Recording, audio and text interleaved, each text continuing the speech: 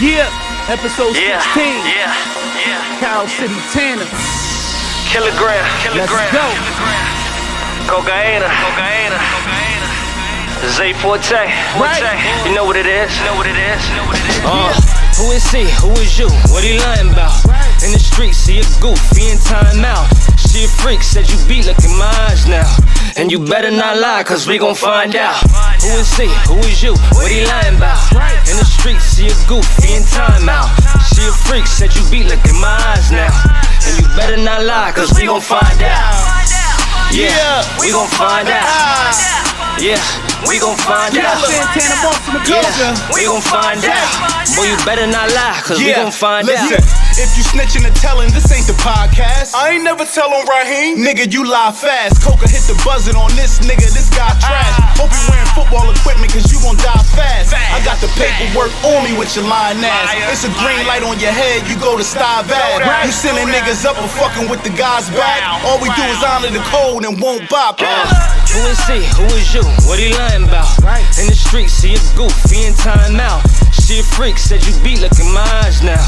And you better not lie, cause we gon' find out. Yeah. Like I said before, this is episode 16. We got Santana Moss in the building from the Washington Redskins, Miami University, and the New York Jets. Santana, good morning, sir.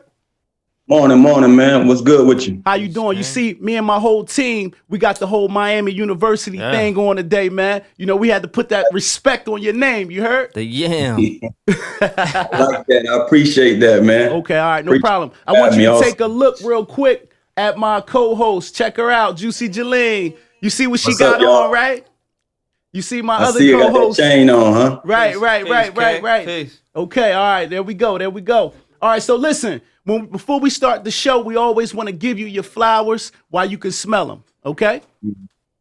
All right, so I want to put some respect on your name, and we want to run through your career, a breakdown on your career real quick. Is that fine?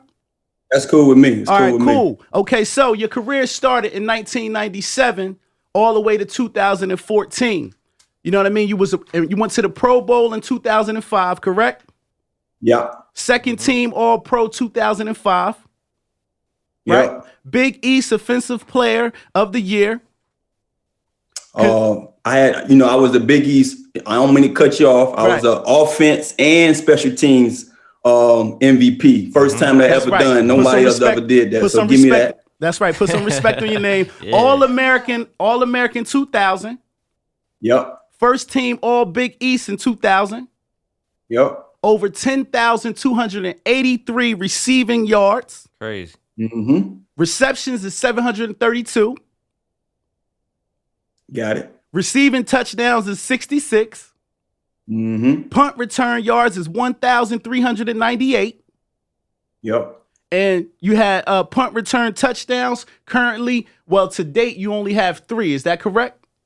Had 3. I had one in the playoffs too, but they don't count the playoff for some reason. I don't understand that why. But I ran the first punt return in Jets history. So let me go ahead and I remember that. I remember gloat a little bit about that. That's so, right. In the playoffs. So they don't put that on your records, your stat sheet. I don't understand how, but it is what it is. That's real. Okay. All right. And your position in your entire football career was wide receiver and punt return, right?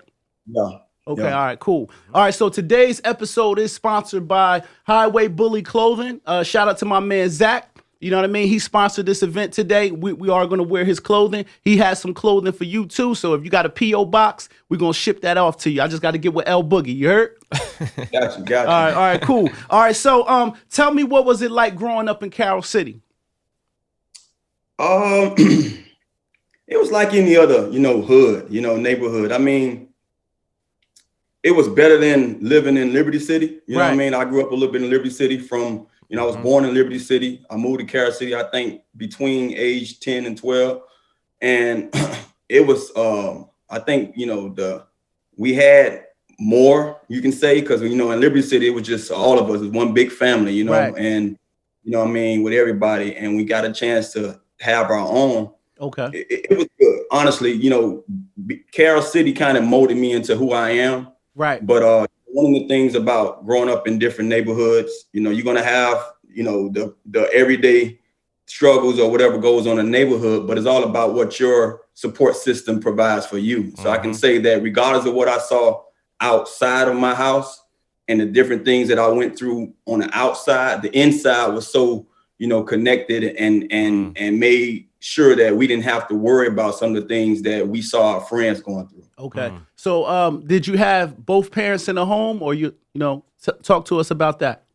Both parents had a real strong, support system when it comes to them. And, quite frankly, just thinking about it, I'm always reminiscing and going back.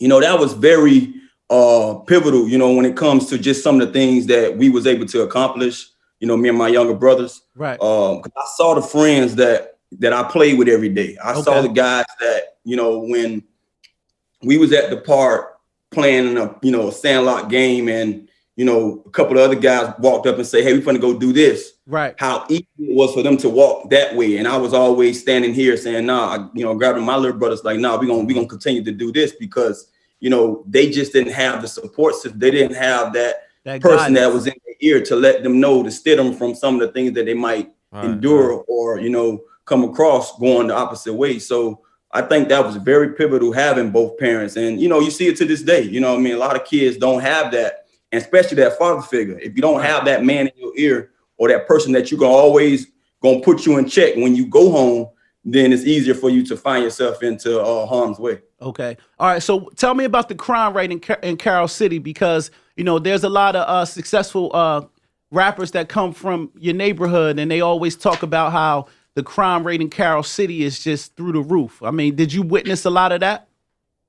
Yeah. I mean, it's Miami. Miami was like that regardless. I mean, I saw my fair share of, you name it, especially from Liberty City, man. I mean, I remember my days of just coming home from school and, seeing a dead body wasn't something, new. It was like, was you out there in the pork and beans? As a kid, you take it for how it is or for what it is. And honestly, I can't say I was immune to it, but it didn't have no effect on me. Right. I don't know if that's good or bad. Like I used to see things and be like, damn, let's keep it moving. You know what I'm saying? Right. And it, as an adult now, I wonder what would my kids be like if they saw that? You know what I'm saying? Or why was I, able to, see that and still be able to move on and know that that's just life. You know what I mean? Right. Shit happens. Honestly, Carol City just like that, man. I grew up in Myrtle Grove from day one. When I got there, first thing when you meet kids in the neyborhood, the first thing they're talking about is Murder Grove. You know what I mean? A lot of dead bodies here and there, the people getting killed, found in the park. So you saw it. You saw it every day, man. But like I said before, man, you got to have a support system. You got to have somebody that's behind you, man, to kind of steer you and guide you away from the drama and from all the bull crap. And like I could say, man, I'm thankful. I had that. Okay. That's dope. Did you play out there in the beans? I had family that was from there. Family that was from, Scott's, Poker Beans, you name it. My dad was from Brown Sub. My mom, grew up in, a little bit. Her time was in, I forgot the little project called, but it's pretty big. I can't think of it. But we also grew up down the street from Victory Homes. Okay. And Large Garden was a lot of the kids I went to school with when I was in Liberty City. So you had all that stuff around you. You know what I'm saying? Right. All right. So my pops is the big, I don't even know if we can say the word red. I don't want to say it Washington now. They got rid of the other part. My father is a big Washington fan for years. You know what I'm saying? Can you shout him out? His name is Thomas Phillips. Can you just say big shout out to Thomas Phillips? No deaf. I mean, most deaf, man. Big shout out to Thomas, Mr. Phillips. That's right. He's in there. He's my eldest, so I must say, Mr. Phillips. Right. Appreciate the love. Appreciate the support. Keep rooting them guys on in Washington, man. Regardless of what they calling us today. Right. They got something going on, man. That's going to be something for you guys to watch and be able to witness. So appreciate the love, buddy. All right, I appreciate that. He's going to be ecstatic today. All right, so there's some notable rappers that come from Carol City. Rick Ross, FLO-RIDA, Gunplay, Space Ghost Perp, Denzel Curry, and more. Do you have any relationship with these guys at all? Do you know these guys? one of the guys you left out, Ball GREEZY. Ball GREEZY okay. and me, we real close. You know, our family's real close. We all grew up together. I went to school with Ball GREEZY, a little younger than me, but me and his brother and his sister was real close, and his cousin, Bradley Jennings. His cousin actually played on my high school football team. He went to Florida State and played linebacker. His son now is a middle linebacker at University of Miami. His other son just got he's going to Maryland, so I'm gonna be able to watch him up there in the DMV. Right. But Ball GREEZY, we real close. Ninth grade, I remember walking the halls in Carol City and just, you know, Rick Ross wasn't, you know, he wasn't Rick Ross then. He was William then. You know, he was a ball player, pretty good too, play offensive line. I believe he played guard, if I'm not mistaken. Real good football player. So I remember watching him, and then I had a friend or two that was good friends with him. So seeing him from afar and then becoming who I became, you know, we bumping heads here and there, and then he's showing love. And I think one of his first albums, his first songs he recorded, I mean, he mentioned me in it. So that was always love. Oh yeah, that's love right there. Yeah. Also, FLO-RIDA was a year under me. FLO-RIDA, his older sister was in the same grade as me. Him and his twin sister was a year under us, but we close. Know him since, you know, through our high school days. So it's crazy, man. Just looking back, you know, to see some of the talent that came out of Carol City, whether it's sports, you know what I mean, in the entertainment business. You know, it's crazy. When I won the state championship in, I believe we won it in 96, 97. The lady from the Steve Urkel show, I forgot what it was called at the time. Family Matters? Family Matters, yeah. That mom, she was from Carol City. Wow. So she came and donated us a check for the state championship rings. And it's crazy just knowing that awesome. We had somebody like her that went to our school, that represented Carol City. You know what I mean? Like it's still to this day, man, I'm proud to be a chief, and I'm proud to have the name that I have, you know what I mean, and being able to represent them in that way. So all right. And her name was Harriet on the show. So salute to Harriet Winslow. You know what I mean? Right. All right. So who introduced you to football? I know you said you had a real strong foundation at home. So did your father put the ball in your hand? You know, who was the person that you know, introduced you to football, and what age did you start to play? That's a great question. I don't think it was my father. I know we watched a lot of games together when I was young, but he wasn't the person that just put the ball in my hand. I believe, you know, my earlier years in Liberty City, we was in my grandmother's house, and it was all her kids and their kids. And we was one big tight family. We ate together. We did everything together. And I remember my uncle, he's not with us today, but I remember one day in the front yard, he tried to teach me the game of throw up tackle, basically. It's me and him, though. Right. And he's a pretty cocky dude. And I remember him telling me, you know, this is the game we used to play. We was in school, and he threw the ball up and showing me how you catch it and try to get to the, you know, try to get to that side to score. And once you get that side, you throw it up again, try to come this side. Wow. And I'm like, okay, cool. I'm in. I want to do that. I want to learn, you know, I want to try it. And all I remember him giving me a forearm to the face. And I was probably like, I was young. I was a jit. I was probably no older than 7 years old. You know what I mean? And I remember going in the house, taking that blow from him, and he making sure I'm all right. Cause my mom, I know she's going to cuss us behind out. But that was probably my introduction to the game. But I loved it. You know what I mean? I fell in love with it. And I remember every Sunday, you know, I tell folks this story a lot. Where I stayed at in Liberty City off of 6th and 79th Street, there was a Holiday Inn not too far from I'm talking about literally walking distance from my house. Right. That's where the Miami Dolphins used to stay at before the games. Okay. And stayed in front of the 95 Expressway, the overpass. I mean, as soon as you come up on there, my house was literally right in front of it. So I saw every car. I used to literally line up on that corner and race cars to that, you know, to the expressway, you know, part where you enter at. And the Dolphins used to always go up at that same ramp. Wow. And when I found out that was the Miami Dolphins, I remember telling my folks, like, hey, I'm gonna do that one day. I'm gonna be in those same buses, right, going to the game day. So that's, you know, that's where football started from me down in Liberty City. All right. So you went to Miami Carol City Senior High.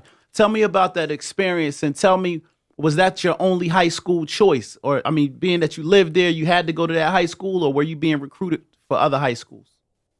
Yeah, I mean, honestly, I stayed near Carol City. I was supposed to go to Norland. Okay. You know, Norland was a school that a couple of my cousins had went. A lot of my cousins had went to. The park that I played football for, Scott Lake Optimus, most of the kids, you know, they was Vikings. And so Right. if you was a Viking, then 9 times out of 10, you're going to play for New Orleans because they're Vikings, New Orleans Vikings. Right. And so I was all in. I was going to be a Viking. You know, I grew up playing ball at that park, so I wanted to continue to wear those colors. Yeah. And it was crazy. The summer of 9th grade, a good friend of mine, he went to summer school. I didn't, because I was going to go to New Orleans when the fall started. And I remember him coming home like, man, you gotta go to Carol City, man. It's so this, that, and this.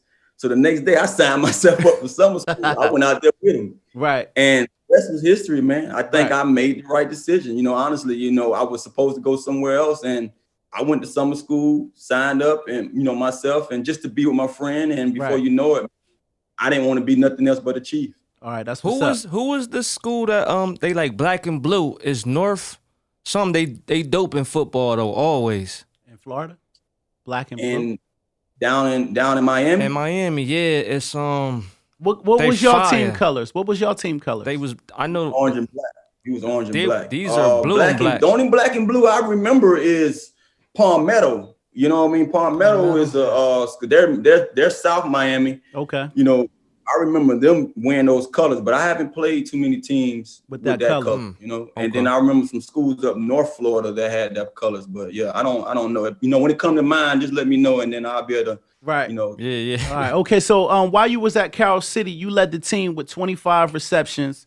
You ran for 25 receptions for 600 yards. You had 12 touchdowns as a senior, 450 yards and 12 kickoff returns with 1 return touchdown, and you earned third team All-State football honors as a senior. That's a big resume for a kid that played 4 years and things like that. Like, and you're not a real big dude. You know what I'm saying? You're what, 5'10" to date? Yeah, you can say 5'10". People say 5'9.5", but I'm gonna take my 5'10". So don't tell me. I interviewed Tim Hardaway. He said he wear orthos in his shoes to give him that extra height. Are you one of those guys? That's the trick. I can't go that route, though. He said they had him at 5'11" with the orthos. It made him 6'1". So he said that, you know. Hey, hats off to him. I love Tim Hardaway. He was that dude. I can't go that route. Okay, all right, no problem. So that resume in college in high school that you had, did that bring about a lot of colleges interested in you? And why the choice of Miami? That resume, that was nothing, honestly. That was light.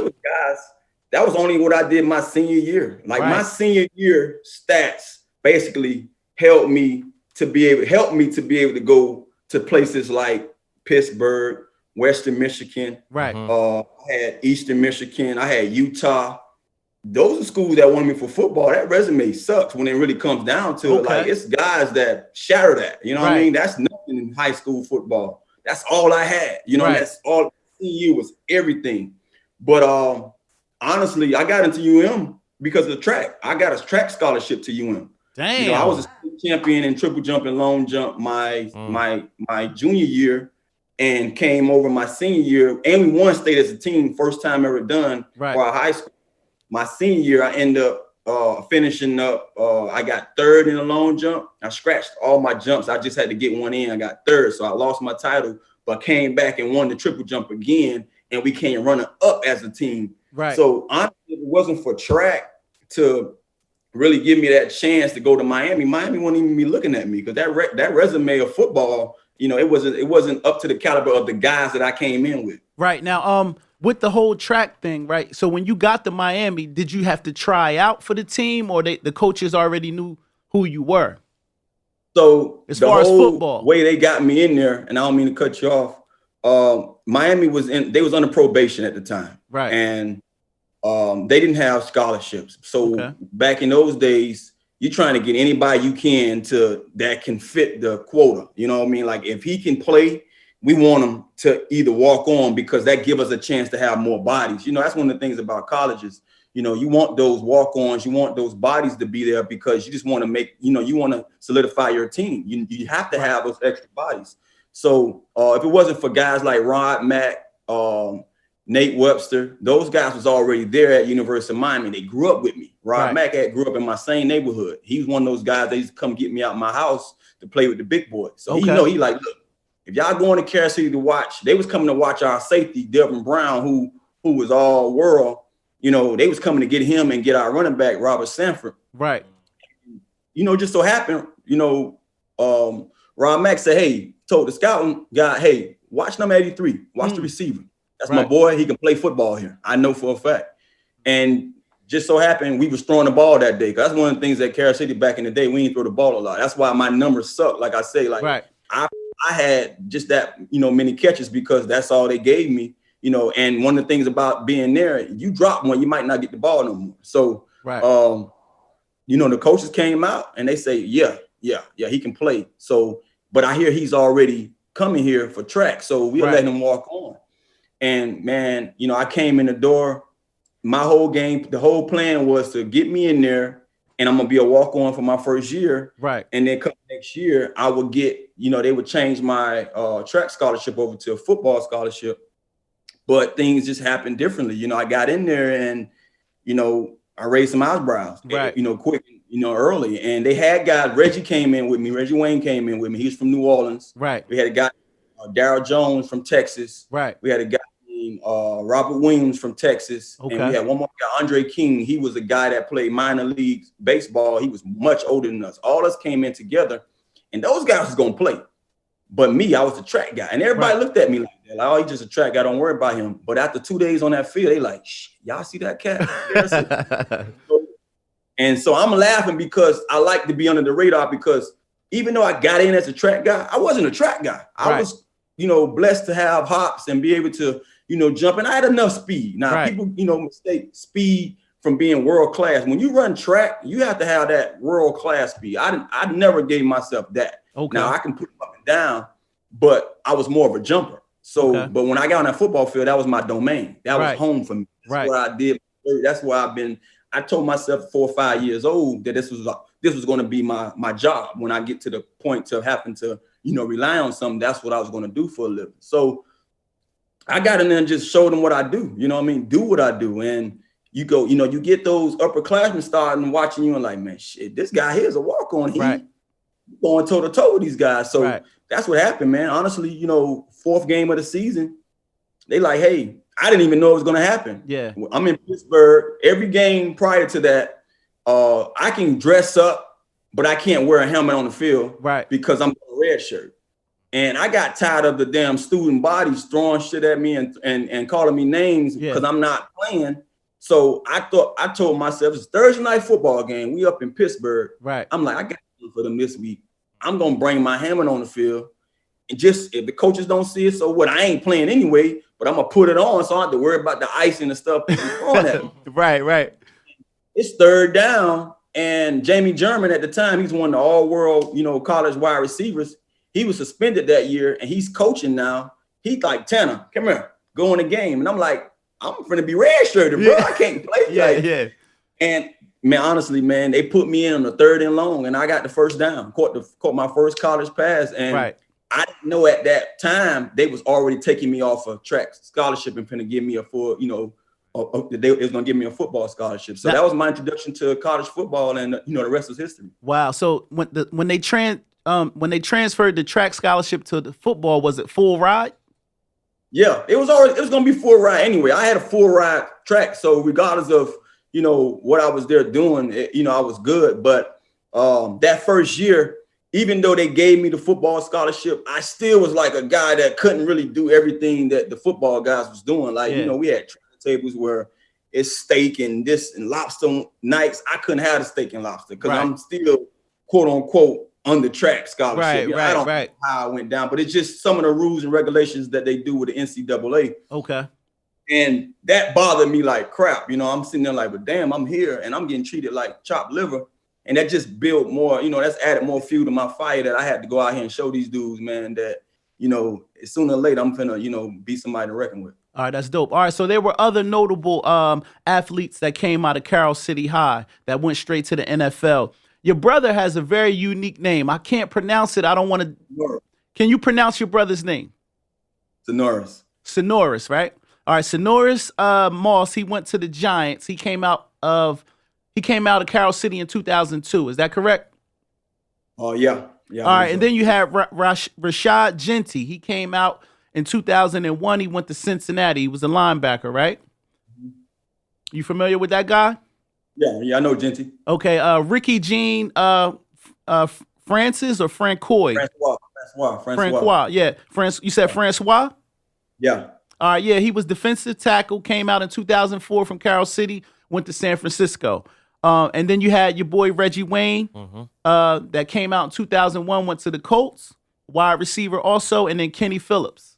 2004, he was a safety on the Giants as well. All right. So that's a lot of people coming out of Carol City going straight to the NFL. What is in the water in Carol City that it just seems like that's their thing from high school, college, straight to the NFL? It's like lightning strikes 20 times in this one area.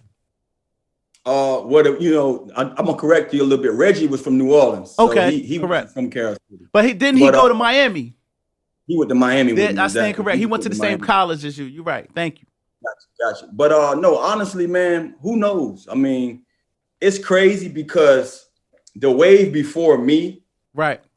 It was guys that wasn't really in the league, but you heard of guys making it or having an opportunity. Right. I remember one of my coaches, Coach Barber, he was the defensive coordinator, I believe.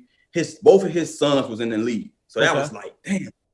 They would come to the school and work out, and you sit back and you be like, damn, man, the Barber sons, these guys play in the NFL. And so you sitting there telling yourself, these are the guys we got to look at, and that's all we had. Like, that's all we had. Right. And, I asked my brothers, I asked a lot of folks, and it's not even me asking them, they tell me this. It's like, once I cracked through those doors, those kids that basically came from under me, after me, they was motivated, like, damn, Santana Moss, you know what I mean? And we had a couple more guys with me.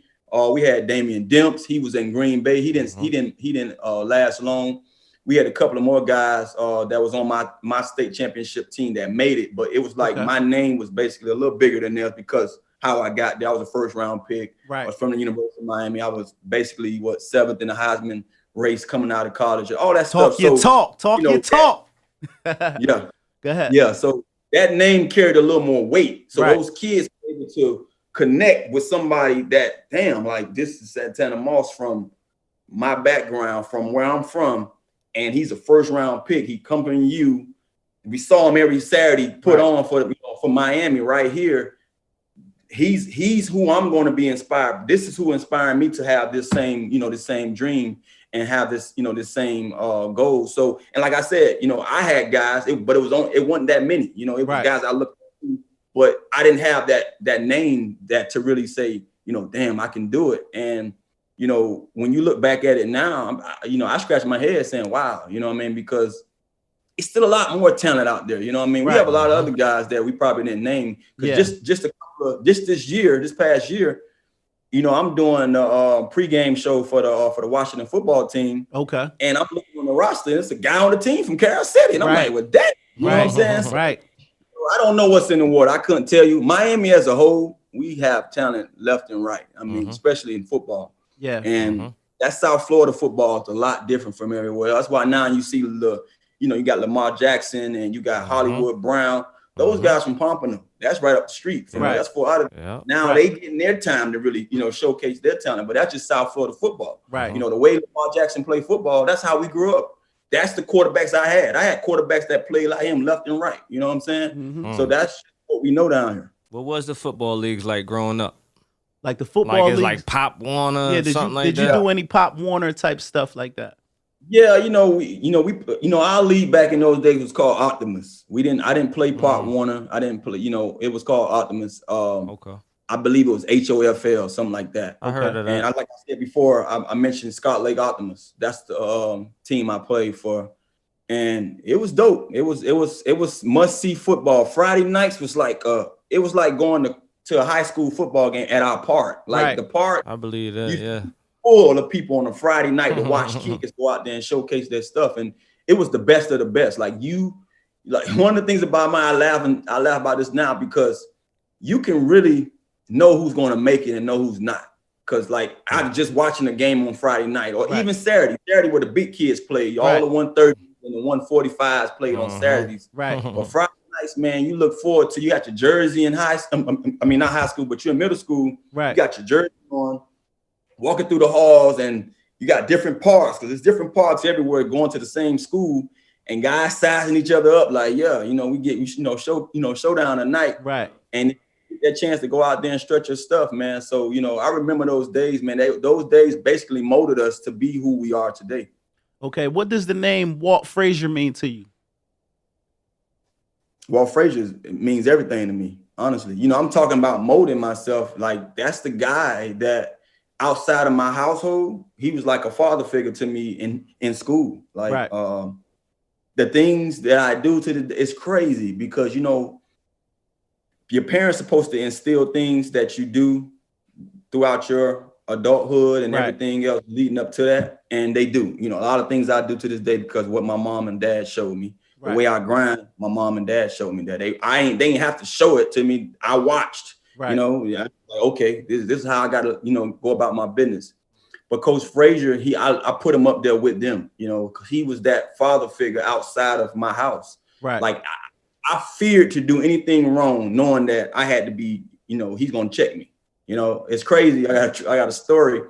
My first year in college, I go to jail, and it's big. It's all over the news, and it's something that happens. What I mean? And I was more concerned with going back to school to let him know that, hey, I ain't do nothing wrong. They just, shit happened. Because I know what he taught us. I knew what he expected of us, and I didn't want to let him down, and not my parents either. But I just was thinking about him the whole time. Like, man, I got to let this coach know that I ain't do nothing wrong. I'm just, caught up in the moment trying to, get one of my teammates out of trouble. They take me. That's how it goes down. Right. And so, but that's just that's what he meant to me. One of the things that he used to sit us down. He smoked cigars, and I jokingly talk about this all the time. I feel like we all had secondhand smoke behind him in those cigars because he was in like our weight room was like a damn garage. We had those garage doors, and once you lock the front door to get in there, you in there. Like it feels like a garage. It heats up like that. We had no air conditioning in it, and he would be smoking a cigar and just talking about life. Like he basically broke down the facts of life to us, through football. Basically showing us that who we are as football players is who we're going to be, in life. That's true. The way we go about our business on the football field, if we, persevere, if we, put up, the most, effort, and we go out there and not, dwelling on things that happen to us, that's who we're going to be, be as men in life. Right. And I swear to you, man, I sit back and be like, damn, this dude was dead on, he was dead on. And one of the things I took with me to college was he used to say all the time, and I mean, he repeated this thing, and I use it now, now that I'm an analyst, up in Washington, I talk about it all the time because I see it. And he says, preparation favors the most prepared. Opportunity favors the most prepared. Right. And I used to always, when I was young, I didn't know what the hell that meant. And I'm like, opportunity favors the most prepared. So when you look back at it, let's go back to my, my college, stint when I first got a chance to really play. If I wasn't preparing myself to play, these people threw me out there. I could have just went out there and say, look, I'm finna willy dilly it. I'm going to do this shirt. I'm finna have all the fun that most freshmen have. Right. I'm going to do this and do that and not worry about this year. I'll get ready next year. Right. I would have looked like, chopped liver out there. Right. You know what I'm saying? But by me having that mindset, being prepared, like, look, I don't know, but I'm not here to BS. I'm here to go about my business. Right. By me having that mindset, and some of that stuff was instilled from him. When they threw me out there, I ain't look back. And then everybody looking at me like, well, damn, you know what I'm saying? Right. So Walt Frazier name, ring bells when I hear it. And he's a guy that should get a lot more credit for some of the stuff that a lot of guys like myself was able to accomplish, because you don't get too many football coaches that mean that much to his players. Yeah. Right. That's a great answer. And that's probably one of the clips that I'm going to share, because you just gave him his flowers. So we appreciate that. Also, too, you already spoke that you kind of earned your way into the league. Into Miami football different. So I had a question about like were you one of those kids sponsored in high school? But I guess you weren't because you didn't even go into the University of Miami as a top pick. You know what I mean? So you didn't get the sneakers and all that stuff in the mail.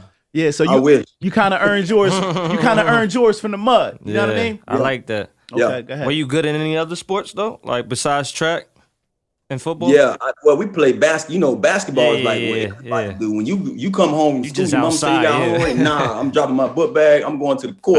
Right. You know, that's just what we do.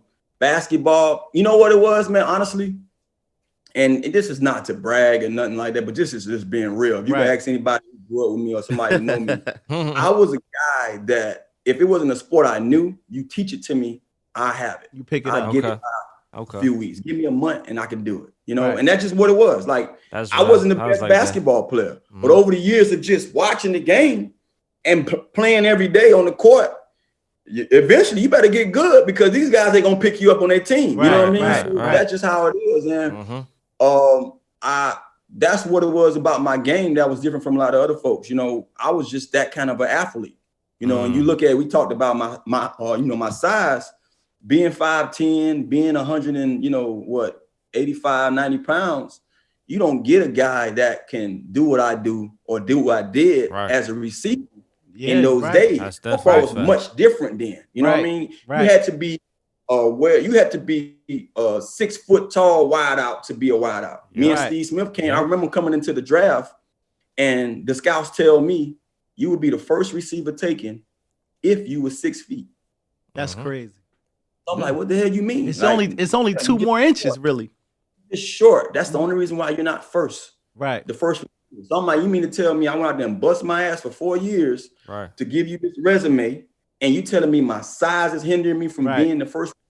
But that's just how it is. Yeah. Now you fast forward a year past that. We go out there and we dominate. Me and Steve Smith. He came in a second round, I believe, and we go dominate in our sizes. And now you got guys my size being the first in the top 4 pick. Right. You see what I'm saying? So we open doors for guys that, because when we was coming out, you wouldn't even think about us being those caliber of wideouts. Yeah. And still to this day, I watch Tyreek Hill. I watch other guys who have my structure, my size, the body built. And I'm like, I was before my time, because if you're using those guys like that now, that's how I should have been used. Right. You know what I'm saying? Right. I was so polished though, as a receiver in a small body, that you just left me out there and say, go eat. That's right. I ate.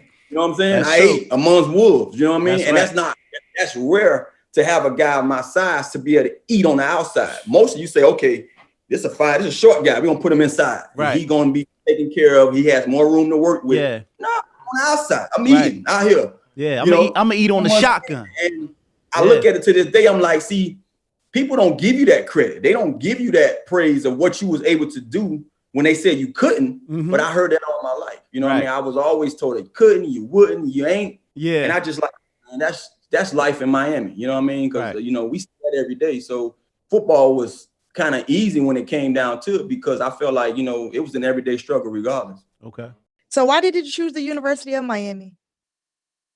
Oh, I just gave you, I broke it down to you. They honestly, I had chances to go to elsewhere, but, I went on a visit to Western Michigan, and they wanted me. They was like, look, we see what you can do as a receiver. I mean, your body control, for your size, your speed, we want you. We're going to do anything it is to get you here. And this is a story a lot of people don't know.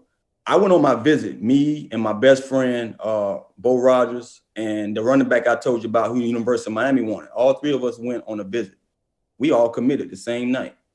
That night, I was in the hospital, handcuffed to a hospital bed because I was a minor and I drunk too much and went through a window. They was finna take me to jail because of that. And a lot of people don't know this story. I ended up cutting my wrist right here. And it's crazy. I think about this every day. Right. I was that close to messing one of my tendons up because being drunk at 17, 18 years old, and it wasn't their fault. It wasn't nothing on the school, but it was just kids being kids. You know what I mean? We in the dorms. This is new to me. We with amongst the players, and I'm having a good time. And I took too many of them to the head. And I went through a window and woke up kind of like, like, damn. And a guy who took me to the hospital the police officer who had me there, he was like, look, man, I couldn't do this to the school, man. And so I won't, you know what I mean?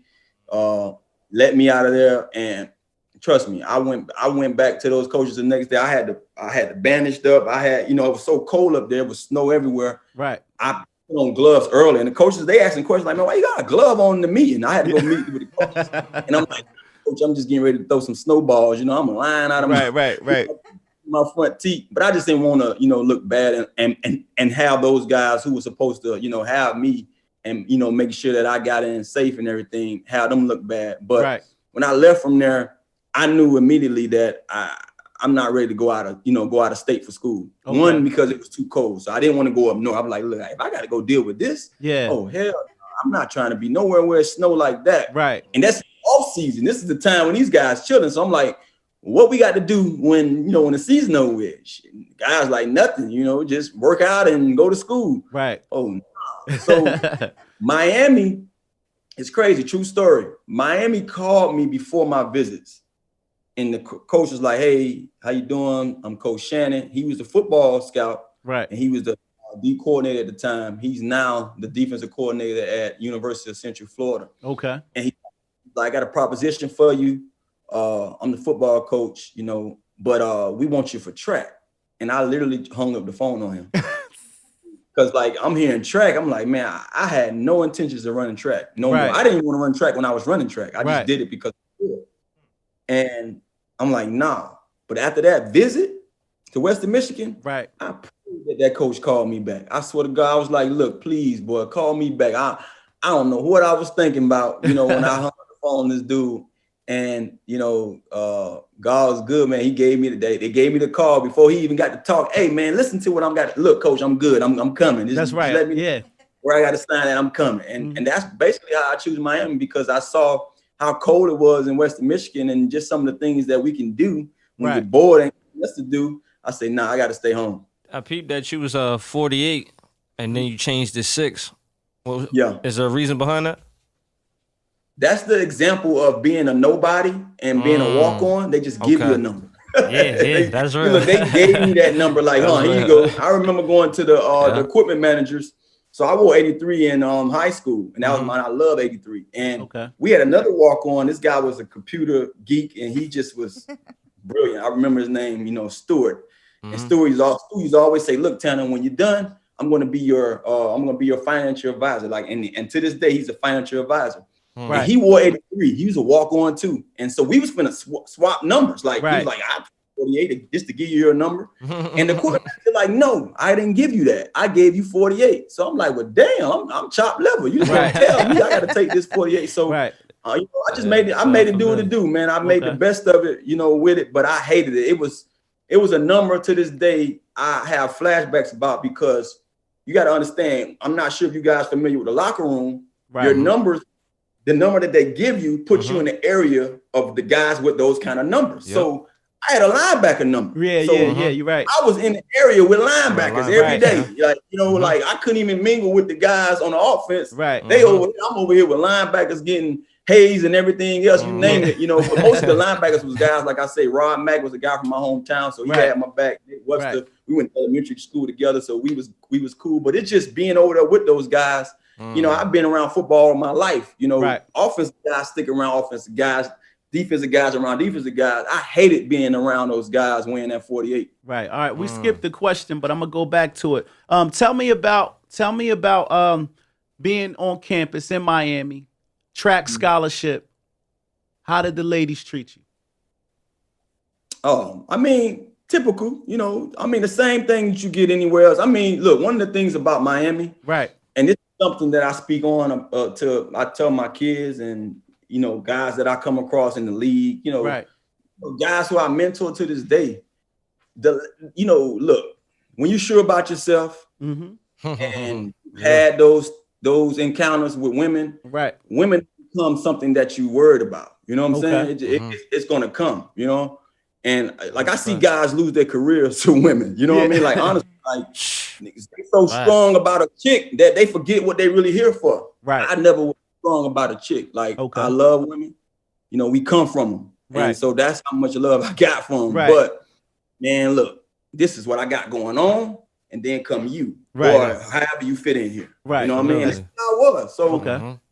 Trust me, like it was never a dull day when it came to that from birth, honestly. You know, elementary. He said from birth. Hey. Dudes mad at me because they chick like me. I don't want your chick. You know what I'm saying? Right. So I grew up fighting about somebody else's chick when I ain't had nothing to do with them. You know what I mean? Right. Okay. By the time I got to the point to where it was time to go get my business and handle business, you know, if I had and I was always, you know, I always had a girlfriend, so I never had to worry about that type of stuff. But it came with the territory. I mean, just like any of you guys, if you didn't have to play football, you know you're gonna have a chick sweating you about something. You know? Okay. So what was it like scoring your first touchdown in college? Oh man, I arrived. Honestly, that's what it was like, and it was crazy because you know, like I said before, I was a true freshman. Right. The other true freshman wide receivers was Reggie Wayne, Darryl Jones, and Robert Williams. And I think Reggie had a touchdown already. Reggie had a few touchdowns because he was a starting receiver. He started out the gate. Darryl had a few touchdowns. And I'm like the guy that just, you know, they kind of like found a way, you know, to get in here and play with him. Right. And I got my first touchdown on the ground. I ran a reverse and I had to go get it. Like it was nothing just like, okay, I got to reverse. I outran everybody. I had to make the first guy miss, cut back, and just to do that on that level, look, you couldn't tell me nothing. You got your respect off that? It was nothing I couldn't do. They started talking to you different. That's just how I felt. Like I'm like, Coach, you put the ball in my hand again. I'm finna get in the paint. And so that's just how I felt. Right. And I didn't get another touchdown that year. I scored like a 2-point conversion, but my game risen off of that touchdown. My confidence level went up with it. So it just meant a lot to me being young and being able to score as a freshman, you know, on the big stage. Okay. All right. So you and quarterback Scott Covington and quarterback Kelly, y'all had great chemistry on the field. Anytime the quarterbacks were being blitzed, I would see them scramble, and watching the tape, it just seemed like they would just throw that ball up and it just land to you on the money. Somehow the chemistry, you just knew where to be on the field at the same time that they would throw it out of, you know, being in that pressure. And you were always, there were some times that I'm sure you missed, but for the highlight films, I mean, you caught some big catches and you went over guys, jumped up in the air, fell on your back, still completed the catch. Talk to me about that connection between you and your quarterbacks. You know what? It's crazy because when you playing, you don't understand that there is a connection. You're just trying to make a play. Right. I can't even tell you that, oh man, we didn't, obviously it wasn't planned. You know what I'm saying? It was scramble drill. Scramble drill, as a receiver, you have different areas on the field. And the guy that's near, they tell him to come back. The guy that's a little further, they tell him to come too. And the guy that's away, they tell him to try to, you know, act like you're coming back and then go deep. I was a deep guy. I just was a guy with speed, and I had a knack for giving a guy a head fake or making him think I'm doing something else and taking off. 0 to 60 was easy. You know, that was my thing. I can get to top gear real fast. So I always bet, on myself, knowing that, man, I'm going to outrun this guy if we get a scramble drill. And so I beeline a couple of times to different spots of the field. And over time, coaches see it, players see it, and the quarterback like, well, shit, I got Tana. He going to go deep. I know he going to go deep. And now you got to understand, if I'm on a different side of the field or a different area, I have to go according to what's designed. So all the time I don't get the opportunity, but 9 times out of 10, when I was playing, my routes was much deeper than the other guys' routes because of my. So I was able to just see it and just see the scramble coming. I'm gone. I'm taking off, and they just know how to throw it up. They throw it up on the money, and I think I credit your track adds to your speed, because when I would see you break, you break through your, through your defender, and somehow when they throwing it 30, 40 yards, you happen to speed up to catch that ball no matter who's on you or whatever, you extending, jumping up. And I just thought that was awesome, man. I just thought maybe the quarterback, it has to be some type of connection and trust between the quarterback and the receiver to know, like, look, I'm in a panic. I got to throw this ball to Moss. I know he's going to catch it. You know what I mean? Yeah, it's definitely trust. But that trust builds up over just practicing and just knowing that, okay, you did it once, you did it twice. I got him. He gonna do that. You know what I mean? Right. And then, you know, like I said, you look at my structure, you look at my size and say, well, damn, he's 5'9". You know, in college, I definitely wasn't 5'10" until I left. Yeah. You know, I was 5'7" when I came into school, and I was going over guys' head, and that's just because I was a jumper all my life. You know, I had I left school with a 45-inch vertical. And like I said, you know, we talking about giving flowers. People don't give you all. They don't tell stories about what you do. You know what I mean? You hear certain things and then you're like, okay, yeah, that's what he say. Nah, it's documented. But they knew that. They knew that 9 times out of 10, if I put it up in the air, put it deep, he gonna run up under it. If I put it high enough, he gonna go over the guy's head. He gonna try to come up with it. And a lot of that too come from high school. You know, like I said, my coach felt like if we drop the ball, we ain't getting no more. So I'm going up, coming down with it one way or another. If I got to fall on my neck to get it, I got to fall on my neck to get it, but I got to have it. In the highlights, there was a lot of times you fell on your back. I mean, I'm talking about injury, like lifetime injury falls, like where you like, when you seen the way you fell, I'm like, wow, like, was it worth it? You know what I'm saying?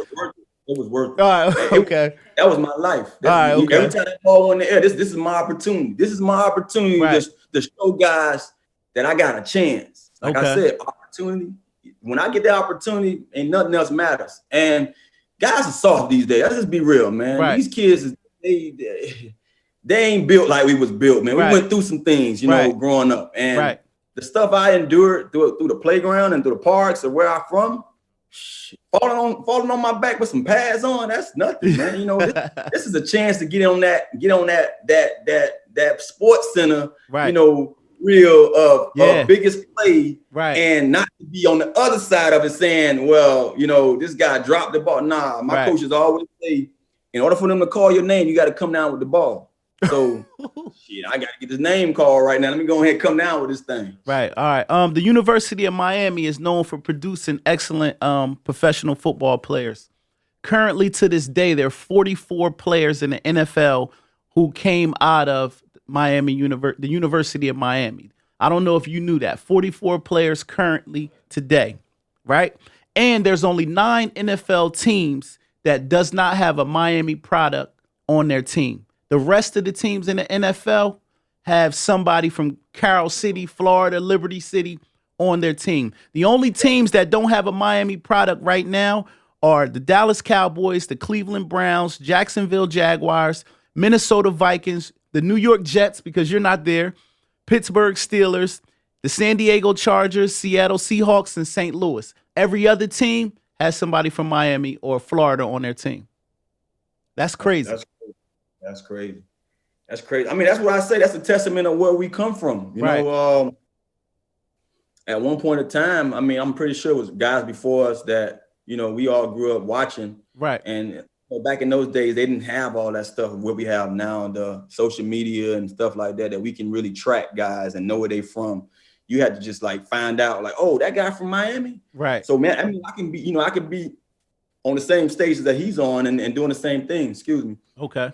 But now you have that stuff, and man, these kids are way, you know, they motivated. You know, they have different leagues and stuff now that just basically groom these kids to be able to be there. You know what I mean? Like football, playing in the NFL shouldn't be a thing no more. Like I'm to the point where now I'm wondering when they're gonna kind of, you know, make it hard again. You know, it used to be difficult to make it to the NFL. Like it wasn't something that you're gonna just wake up and say, I got 5 guys from my school that made it pro. You know what I'm saying? Yeah. Nowadays, there's 20 guys in the neighborhood that make it. You know what I'm saying? That's true. When I was coming up, ain't nobody made it around here. Right. You ain't make it.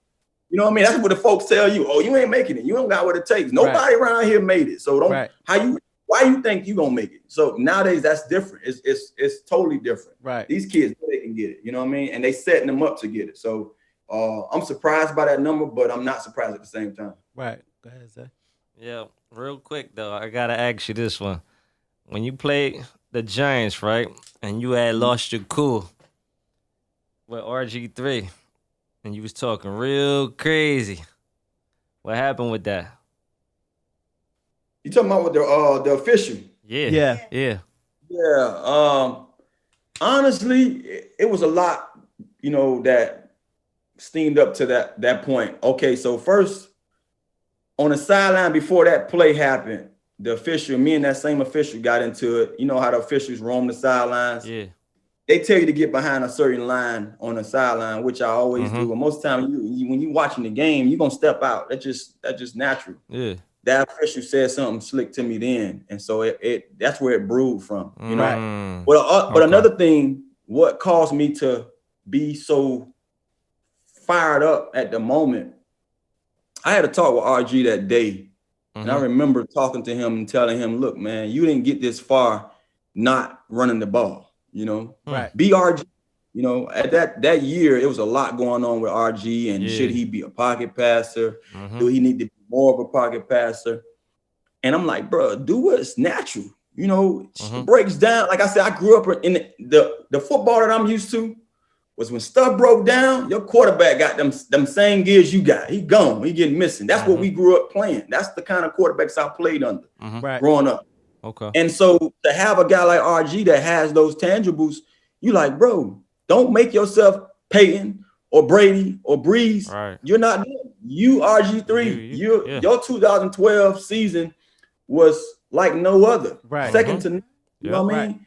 Mm-hmm. And now you're trying to recreate yourself. No, you didn't get here because you can sit in the pocket and dissect defenses. Yeah. Stuff break down, get to moving. Right. And he did that play, he did it. And I felt like, damn, he listening. And he went all out his way to score that touchdown. Right. And for whatever reason, they said he juggled the ball. At the time, I didn't. Yeah. At the time, I didn't. I was hyped up in the moment. And then it was the same damn ref that had done something to me. So me being amongst everybody else, just trying to let it be known that it was a touchdown. And how could they throw that flag? Yeah. Some words were said to me. I think the guy put his hand on me or something. And I kind of just slapped the hand down like, nah, F that. Yeah. We got I remember. You know, looking back at it, people look at that. Oh yeah, man, look at Tana. It was cool for that moment, but it ain't cool because it caused me to, finish that game. I didn't want to never be put in a situation where I'm getting kicked out of a game and I can't play something that, those things remember. You think about that. That year was my last year. Right. So games like that, man, I don't sit there and I never wanted to be kicked out. That was probably my only time being kicked out of a game. I never wanted to not play. I feel like I put too much work into doing what I do to not have the chance to go out there and do more and be there for my team. So I was pissed off even more sitting in the locker room having to watch that damn game because I caused myself, that whole next half. Okay. All right. So how did it feel on the day of April 21st, 2001, draft night? Tell me how you were feeling that day. That's the day we got drafted. Oh man. Yeah, we did our homework, man. Yeah. We did our homework, bro. It felt, man, look, dream come true. Right. Dream come true. Like I'm thinking back about it now. I share with you guys. I mean, just talking to me, you can tell I'm a little different. Right. And it's not that much. It's not nothing odd. Yeah. Not nothing weird about it. It's just that day I didn't want nothing but my close family, my intermediate family, the people that I grew up with. The people that was in that household with me that, we made away with chicken 3 days a week. We're gonna fry it one day, we're gonna bake it one day, we're gonna barbecue the next. I didn't want no outsiders, so that day, I had my agents, I had my mom, my dad, my brothers, I had my girl, and my publicists at the time. That's all I had around me. And my, and just like I said, my household. And I probably had my best friend. One of my best friends. It's four of us together, but it's three guys that's real close to me from high school that we still roll to this day. And that's all I had, man. I didn't want nobody. And I left all the cameras outside because I wanted to share that moment with them. Because to be honest with you, I knew it was going to happen. I knew it was going to happen one day or another. I said it when I was, like I said, as early as I was 5, as early as I could remember, I told my uncle that I'm going to be one of those guys in those buses going to the football, going to play football on Sundays. Right. And to see that day happen, man, I was I was numb the whole day. And it probably wasn't because I was sipping on yak the whole time because I was nervous too at the same time. But I was numb. Right. And I remember when my agent got on the phone and he do it, Drew Rosenhaus, he got a thing with them phones on draft day. He working phones and he like, get ready. You finna get picked up. And I'm sitting there like, damn, I wasn't prepared for when the moment really happens. Right. I was prepared to get in there, but I didn't know when the moment happened, now I got to get ready. Right. And so I was just like, man, shit, I ain't from Missouri, but you got to show me before I can really get excited. Right. You know what I'm saying? And so when he told us to stand up, and now we allowed the cameras to come in so they can take this shot of hearing my name and me being. So I'm like, well, shit, I don't want to be prepping for no camera and they don't call my name. I didn't know how it go. You know what I'm saying? Right. All I've done is watched for so many years. And I heard to say, you know, the New York Jets moved up, and with the 16th pick of the first round of the 2001 draft, we selected Santana Moss. And I remember my mom and my dad being on both sides of me. And I remember telling them, don't get mushy, you know, because I didn't want to shed no tears. I was happy, but I didn't want them to be, you know, I didn't want to be mushy. You know, I'm like, don't get mushy, you know. All right. Okay. So, real quick, after you got drafted to the Jets, you did 10 seasons with Washington, 4 seasons with the New York Jets, a stellar career, amazing highlights. Do you regret not winning a Super Bowl? Oh, it's no regrets. Okay. That's what we play the game for. You know, I leave everything on the field, so I can never go back. You know what I mean? Like, you know, just to think about my last days in DC, even my last days in New York, I didn't even know what was going to be my last days in New York. I actually played in the playoff game, played lights out, and before you know it, you know, I went back. We had our exit meeting, and in the offseason, I was traded. So you never know. But I like it like that. I don't like to look back. I don't like to say goodbye. It's never a goodbye until it's really over. You know what I'm saying? Like, and so, you know, I leave it all on the field, whether we win or lose, whether I get a chance to go further in the postseason, whether I get a chance to go to Super Bowl. It's no regrets. Okay. I will always say that I wish I can have one, and I think I'm gonna get one day. You know, well, you mean it's over for me? Like, you know, I might not get it as a player, but I want to coach one day. But even if I'm not coaching, you know, I've been around the Washington organization still since I've been retired. You know, doing this stuff and just staying, you know, connected with the team. So it ain't over. You still may get that ring one day. Yo, so let me ask you. Okay. So this, you better not lie.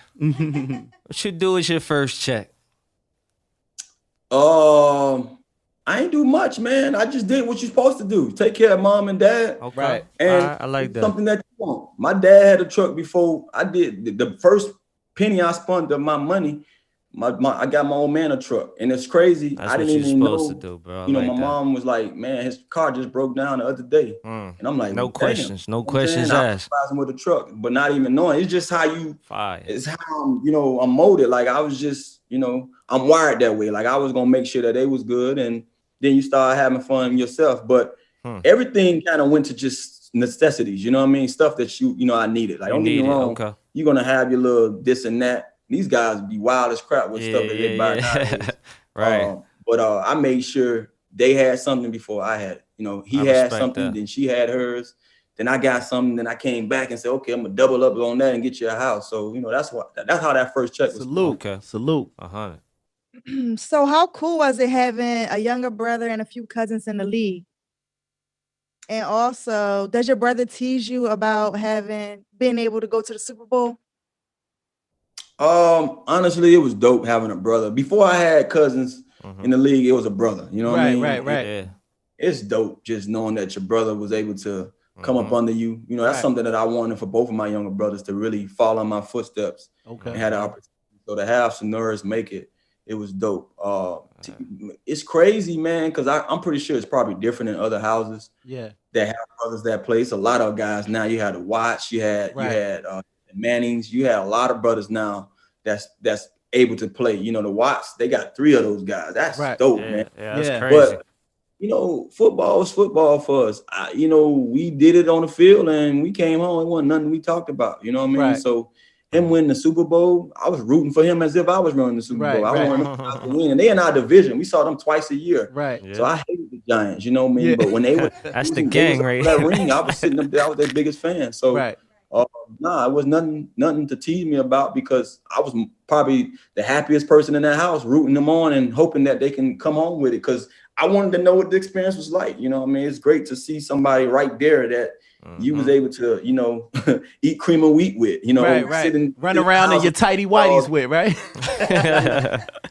That goes way beyond somebody saying, I got one. You don't, man, screw that. We got one. That's a fact. Yours Okay, I got one more. We got 2 more questions and then we're going to let you go, man. You've been a great guest.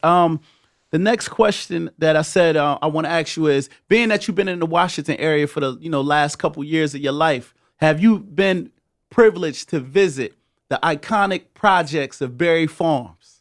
I rode through Berry Farms. It's crazy to ask that because excuse me, I did the radio for 106.7 The Fan for like the last 5 years. Okay. And the station is right outside of Berry Farms. Wow. And so I rode through Berry Farms a couple of times before going to the Boys and Girls Club for an appearance or something. Yeah. But I never knew what I was riding at. I didn't know this is Berry Farms until you kind of get caught up in there. You can see that it's some place that you don't want to be. Right. But you never know. And then I found out that, man, Berry Farms is next door to the area you be in. And I'm like, well, damn, all this time I've been.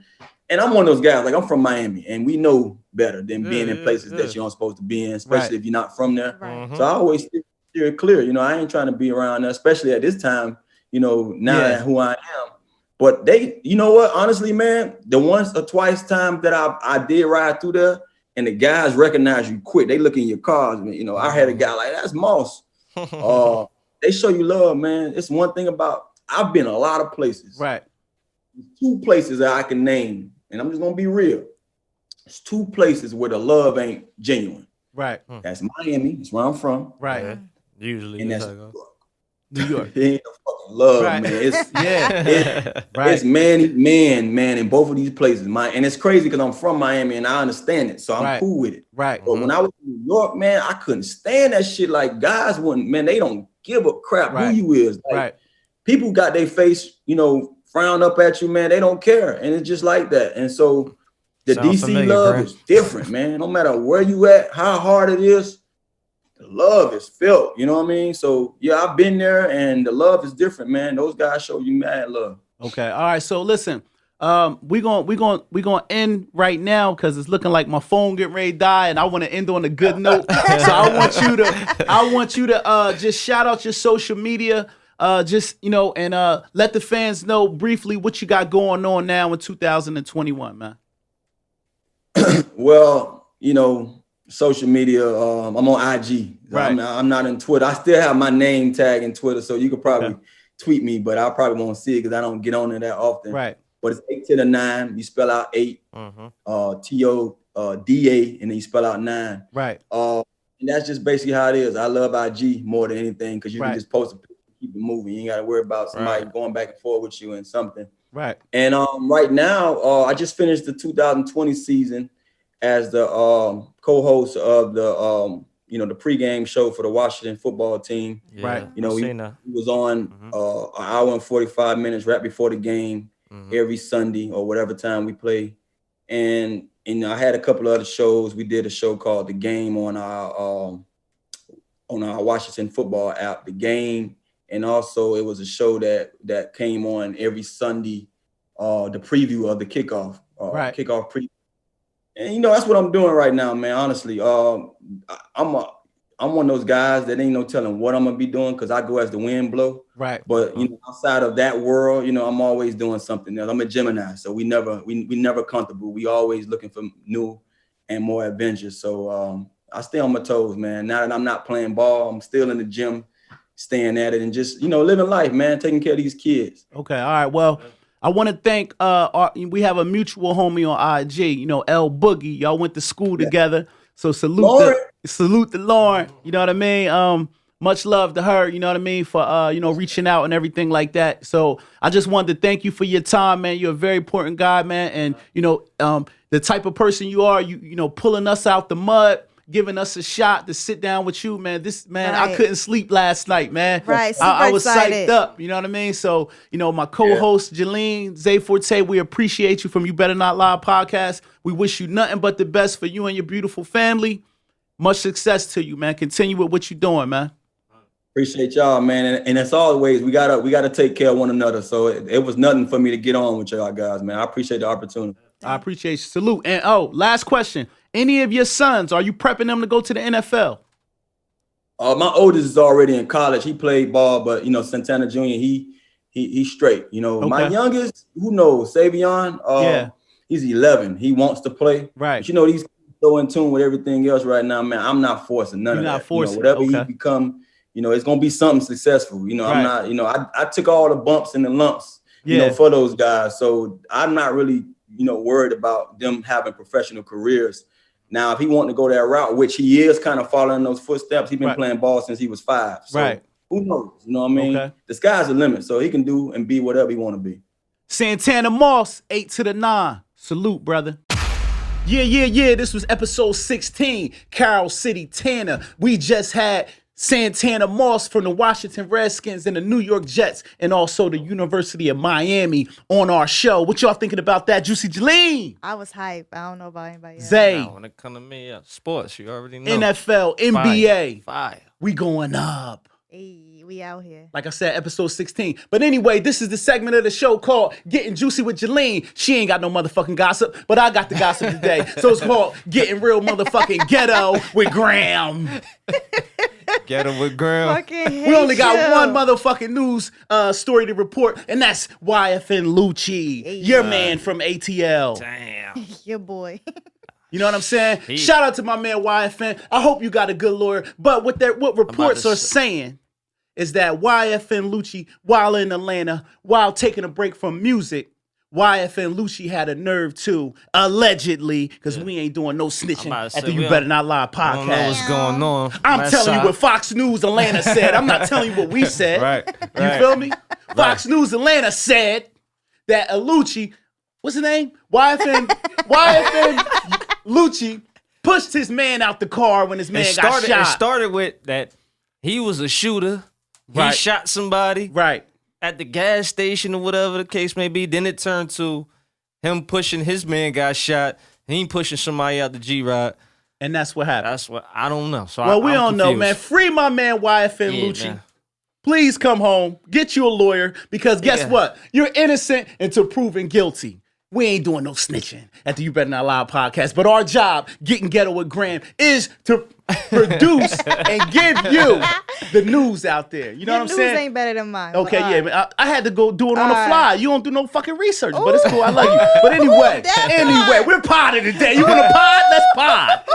We fucking podding today. All right. Okay. Anyway, like I said, free my man Lucci, man. I hope that you are found not guilty of that because it's not going to look good to the family and friends of that person that was in the car. It's not going to look good. But do that family and them friends still fuck with him even though he pushed them out the car? It's alleged. It's alleged. We don't know. Okay. It's alleged. All right. Okay. Today's show was sponsored by my man, Zachary from Highway Bully. When I'm on that highway on 295, 38, 130, I'm a highway bully in my motherfucking Jeep Grand Cherokee. I drive a little slow, but I'm still a highway bully. Highway bully. Those my guys right there. They got an 18-wheeler company right now. They sell cups, hats, t-shirts, hoodies, pens, anything on Highway Bully. Please go to their website, and their website is www.highwaybully.com. You can get all the fly shit from there. If you want to get your trucking license, hit my man Zach up. He can show you how to get wavy in these streets. I'm a highway bully. Zalene's a highway bully. Zay's a I called you Zaleen, right? You sure did. Jaleen is a highway bully. Ze-Forte is a highway bully. Okay, all right, cool. All right, so listen. Hold on. Listen, highway bully. Y'all know what we got to do right here. My man Zach, this is how we giving it up. The sponsor for today is Highway Bully. Make sure you log on, highwaybully.com. And we out of here, episode 16. We had Carol City Tana. Crazy. I'm talking my shit. And I got a special guest coming again. Because I'm a real street nigga.